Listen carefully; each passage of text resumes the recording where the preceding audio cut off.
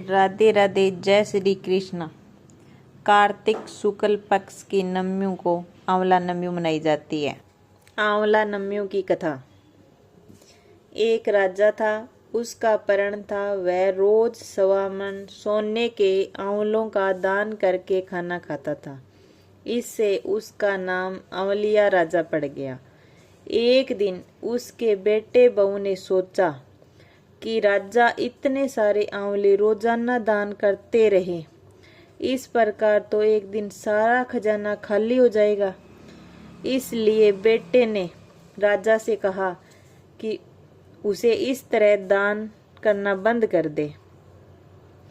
बेटे की बात सुनकर राजा को बहुत दुख हुआ और राजा रानी महल छोड़कर जंगल में जाकर बैठ गए। राजा रानी आंवला दान नहीं कर पाए और प्रण के कारण कुछ खाया नहीं। जब भूखे प्यासे 7 दिन हो गए, तब भगवान ने सोचा कि यदि मैंने इसका प्रण नहीं रखा और इसका सत्य नहीं रखा तो मुझसे विश्वास चला जाएगा।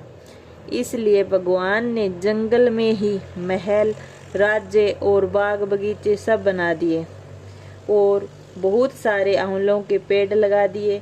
सुबह राजा रानी उठे तो देखा कि जंगल में उनके राज्य में दुगना राज्य बसा हुआ है।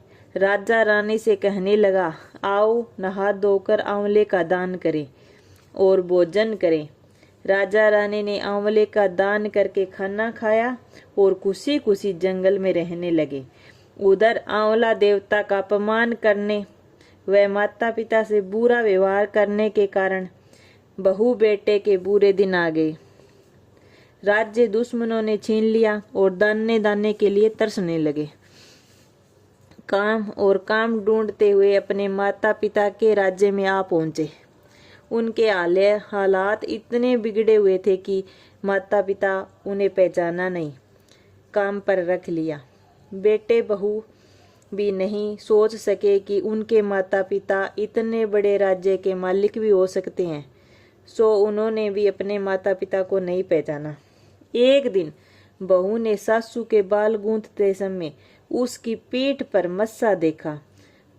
उसे यह सोचकर रोना आने लगा कि ऐसा मस्सा मेरी सास के भी था।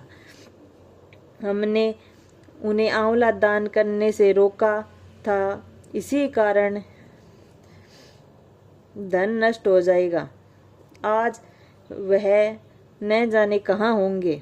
रानी ने तुरंत पलट कर देखा, तब रानी ने उन्हें पहचान लिया।